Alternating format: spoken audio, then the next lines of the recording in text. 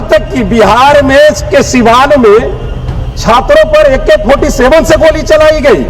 फिर औरंगाबाद जिला में देखिए 26 तारीख को 12 नामजद और 1000 अज्ञात पर FIR किए गए। सरकार ने आदेश तो दे दिया, बोल दिया कि FIR वापस होंगे। कल हमारे बिहार के चीफ मिनिस्टर जी ने भी कहा कि FIR वापस होंगे। और जब जिले के पुलिस प्रशासन से बात करते तो कहते हैं हम लोग को तो कोई आदेश नहीं आया है। क्या पेपर लीक इसलिए हो रहे हैं कि सजा कम थी, या इस सरकार की शिक्षा व्यवस्था पूरी तरह से ध्वस्त थी? सिटीयोग खबर के डिजिटल प्लेटफॉर्म सिटीयोग न्यूज में आपका स्वागत है। मैं हूं आपके साथ चंदन सिंह भारती। देखिए, जिस तरह से संसद भवन में औरंगाबाद के सांसद अभय कुशवाहा छात्रों के हित में कई आवाज उन्होंने उठाया। उनका साफ साफ कहना है कि उन्होंने सबसे पहले 21 लोगों को, जो नीट छात्रा हैं जिनकी जान गई है, और उन्होंने 21 छात्र छात्राओं को श्रद्धांजलि दिया। और उसके बाद उन्होंने कहा कि उनके परिजनों को 1 करोड़ रुपया मिलनी चाहिए। और भी कई बातें छात्रों हितों में उन्होंने कहा। साफ साफ कहा कि औरंगाबाद से लेकर देश भर में जितने लोग पर FIR दर्ज किए हैं तुरंत वापस की जाए।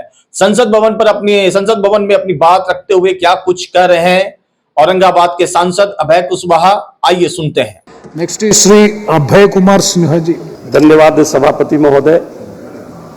मैं अपनी पार्टी राष्ट्रीय जनता दल की तरफ से इस बिल का पुरजोर विरोध करता हूं। साथ ही नीट पेपर लीक में से आघात 21 बच्चों ने और सरकार की गलत शिक्षा नीति की विफलता के कारण देश भर में जितने भी छात्र छात्राओं ने अपनी जान गंवाई है, सबसे पहले मैं उनको विनम्र श्रद्धांजलि अर्पित करता हूं। सभापति महोदय, देश के सभी छात्र छात्राओं युवाओं के जज्बे और हिम्मत को मैं सलाम करता हूं। साथ ही साथ सोनम वांगचुक जी को भी मैं धन्यवाद देना चाहता हूं।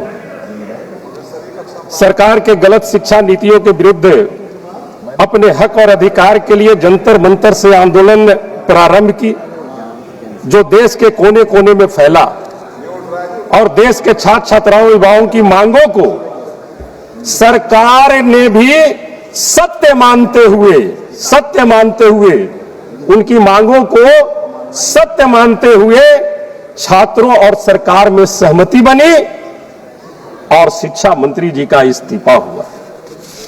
सभापति महोदय, लोकतंत्र में सबका अधिकार है कि जब सरकार गूंगी बहरी हो जाए तो धरना प्रदर्शन के माध्यम से इस सरकार को जगाने का काम करे।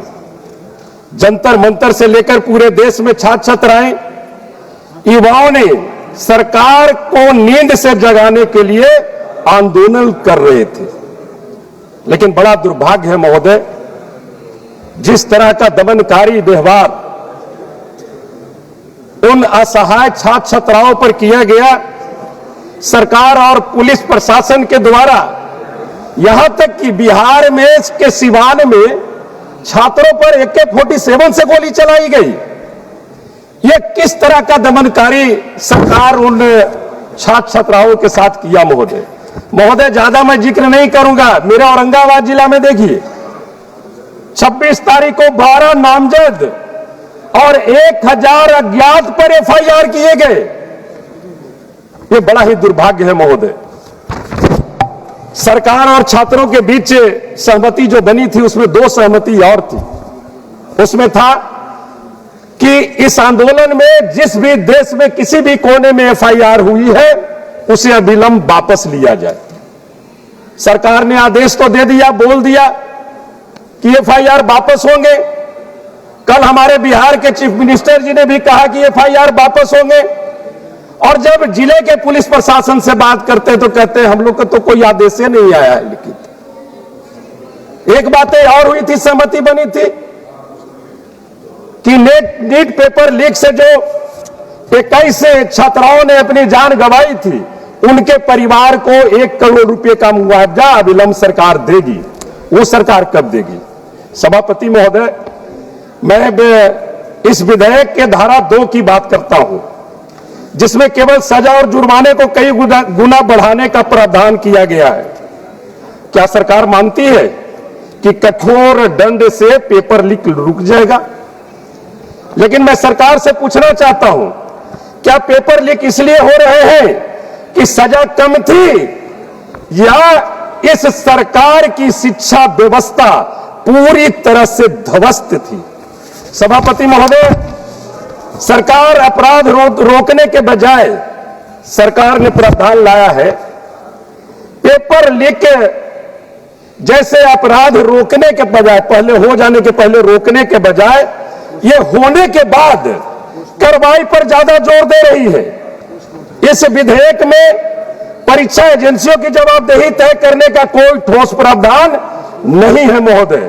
महोदय, यह संकट केवल पेपर लीक का ही नहीं है। आंकड़े बताते हैं 13-14 में सरकारी व्यय में 4.77% बजट का हिस्सा था, 24-25 में घटकर 2.5% हो गई। वही स्कूली शिक्षा में 3.16% था, 1.53% हो गई।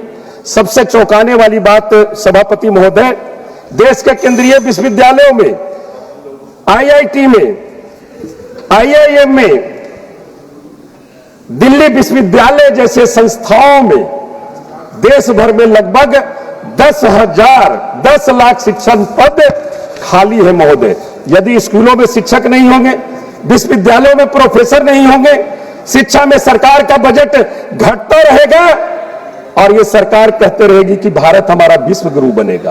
किस आधार पर विश्व गुरु बनेगा? महोदय, मैं 1-2 बातों का जिक्र करते हुए अपनी वाणी को विराम दे दूंगा। महोदय 2 मिनट अकेला बकता हूं मैं। महोदय, अब समय केवल चेहरे बदलने का नहीं है, बल्कि व्यवस्था बदलने की बारे में सोचने की जरूरत है। महोदय, मैं सरकार से आग्रह करना चाहता हूं कि इस विधेयक को जेपीसी का गठन चाहिए। गठन करते हुए सभी से सुझाव लेकर पुनः इस विधेयक को लाने का काम करें, ताकि जो छात्रों पर जो हमेशा शोषण करने का काम होता है, वो शोषण से सरकार छात्र छात्राओं को वंचित करे। आपने हमें समय दिया, इसके लिए बहुत बहुत धन्यवाद।